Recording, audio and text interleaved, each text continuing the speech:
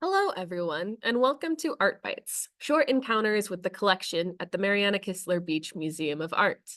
My name is Emma Kellogg. I'm a gallery teacher here at the museum, and today I'm going to be talking about the artist Neal Ambrose-Smith and focusing on a print by him that we have in our collection titled Big City Indian. Neal Ambrose-Smith was born in 1966 in Texas. He's a descendant of the Confederated Salish and Kootenai Nation of Montana. As a child, Neal Ambrose-Smith was exposed to art early through his mother, Jean Quick-to-See-Smith's art practice. As Neal grew up, the two of them became collaborators, as Jean encouraged Neal to pursue a career as an artist. As collaborators, Jean and Neal have explored non-toxic printmaking practices and have done many collaborations, such as this installation work titled Trade Canoe Fry Bread, and many other art projects that communicate aspects of their culture as Native Americans. Neal often speaks about how deeply Jean Quick-to-See-Smith's work has inspired his own. Both the work of Jean Quick-to-See-Smith and Neal include imageries of the coyote, a common symbol in Salish and other indigenous cultures. Here on the left is Neal's print titled Big City Indian, compared with Jean Quick-to-See-Smith's work on the right titled Coyote Turned the Giants into Boulders. And Neal Ambrose-Smith also printed this work. So this is an example of how involved Neal is in Jean's art practice and vice versa.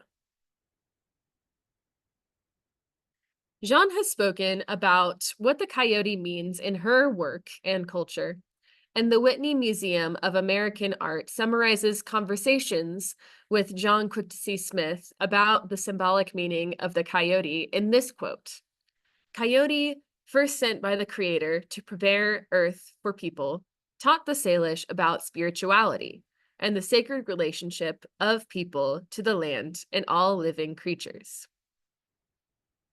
Neal also speaks about the coyote's role in his art practice in this quote: "Coyote has always been guiding my life with understanding, patience, critical analysis, and the humor in it. There needs to be a balance," Coyote would say to me through all of the wondrous and zany stories. "Pay attention, work hard, and enjoy your time with a fair amount of play." Here are a couple other images of Neal's work that include coyotes, including a page from a story called Coyote Says Eat Your Grease on the left, and a print on the right called From Upstream I Caught a Fish, which was the 2021 K-State Common Work of Art. This work is meant to have a hopeful tone. As Neal says, "Where there is fish, there is life."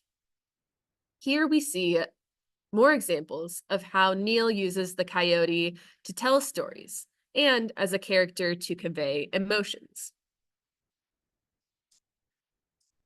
Here we have another work featuring coyote imagery, a lithograph titled Dorothy Questions the Universe. Often, alongside Neal's depiction of the coyote in his work are other colorful characters that the coyote is interacting with. In this case, we have the figure with the head of the coyote interacting with a giant colorful snail.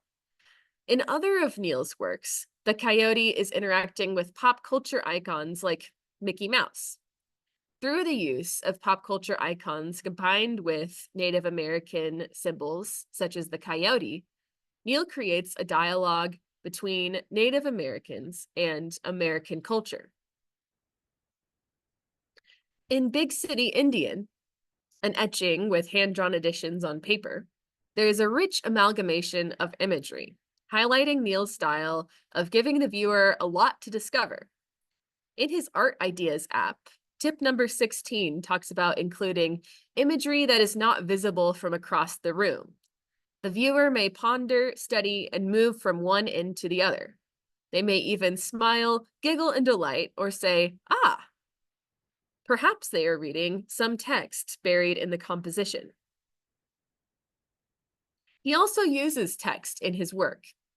In Big City Indian, there is an advertisement on the side of the building reading ethnic ease. This is one of the found texts that Neal has altered.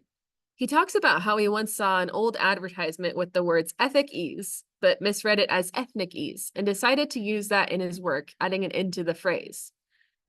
This is similar to the way that he altered an artwork that he saw in a magazine with the words abstract in your home inside of a triangle. In Neal's version, he changed the triangle to a teepee and made the design in neon. In both Big City Indian and Abstract in Your Home, Neal altered text and imagery to include ethnicity and culture in the discussion. Back to Big City Indian. Below the text that reads ethnic ease, there are also the words written in the style of a movie rating that state, this feature has been rated U, unbelievable, not recommended for viewers with a working brain. The way Neal uses text here is a good example of how he likes to incorporate humor in his work.